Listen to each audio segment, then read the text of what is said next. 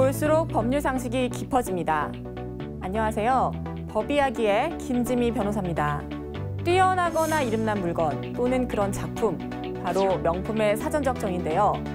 많은 사람들이 가치를 인정하고 갖길 원하는 물건, 명품. 그런데 브랜드가 명품이면 해당 제조사도 명품 회사일까요? 회사의 가계부에 해당하는 재무제표가 기본적인 답을 줄 수 있을 것 같은데 안타깝게도 명품 브랜드사의 재무제표, 현재는 그들만의 비밀 정보입니다. 그런데 이 베일이 내후년부터 벗겨집니다.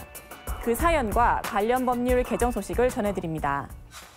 주식회사의 외부 감사에 관한 법률 들어보셨죠? 이 법률의 골자는 바로 공개와 감시입니다. 상장 주식회사의 경우 투자자 보호를 위해서 회계장부 공개가 강제됩니다. 회사는 회계 연도, 즉 영업기간의 한 사이클이 끝나면 곧바로 회사의 가계부에 해당하는 재무제표를 작성해서 회계 감사를 받고 이 감사 보고서를 공개해야 합니다. 회사의 재무 건전성과 투명성을 높여서 투자자와 채권자들을 보호하기 위한 기본적인 장치가 바로 주식회사 외관법입니다. 우리나라 상법이 인정하는 회사의 종류는 총 5가지인데요. 지금까지는 앞서 말씀드린 주식회사만 외관법의 대상이었습니다. 이 가운데 유한회사는 원래 가업계승같이 소규모로 운영될 것을 예정하고 만든 것입니다. 그렇다 보니 여러 가지 제약이 많은 대신 회계감사를 받지 않았죠. 그런데 2011년 국회가 우리나라를 기업하기 좋은 나라로 만들어보자는 계획 아래 이 유한회사에 대한 상법상 제약을 완화해줍니다. 그러자 몇천억 원대의 매출을 올리던 유명 해외 브랜드 주식회사들이 대거 유한회사로 전환합니다. 이유는 이렇습니다. 먼저 한 해 매출이 수천억 원에 달하는 이 회사들, 기본적으로 자금이 상당히 여유롭습니다. 외부에서 돈을 빌리거나 투자받을 필요가 없으니 굳이 외부 자금 조달에 적합한 주식회사로 세울 이유가 없습니다.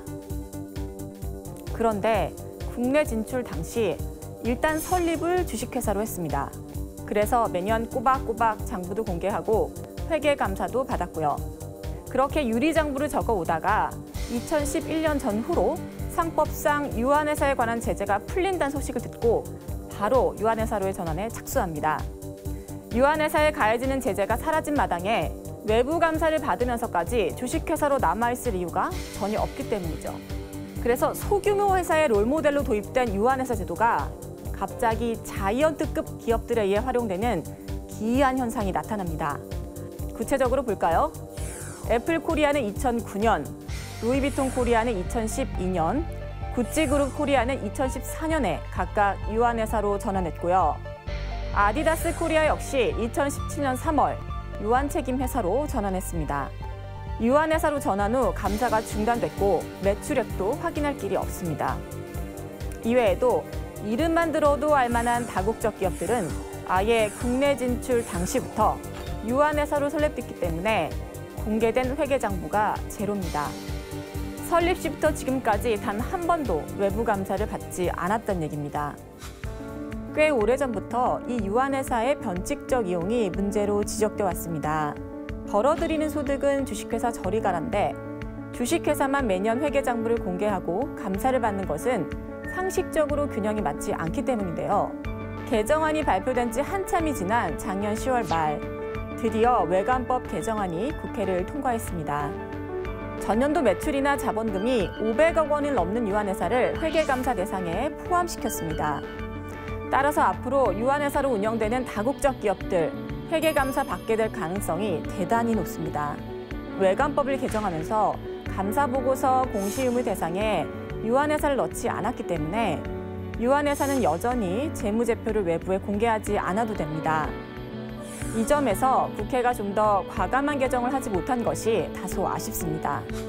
기업하기 좋은 나라, 또 다국적 기업이 진출하고 싶어하는 나라로 거듭나는 것, 정말 반가운 일입니다. 다소 아쉬운 면이 있긴 합니다만 외관법 개정으로 앞으로 다국적 기업에 대한 감사가 가능해진 만큼 명품 회사들이 재무 투명성과 더불어 성실한 납세를 증명해서 명품의 품격에 맞는 명품 회사로 존경받길 바라겠습니다. 법 이야기 다음 시간에는 상가 임차인의 권리운과 관련해서 지난달 발표된 대법원 판례를 소개해드리겠습니다. 지금까지 법이야기의 김진희 변호사였습니다.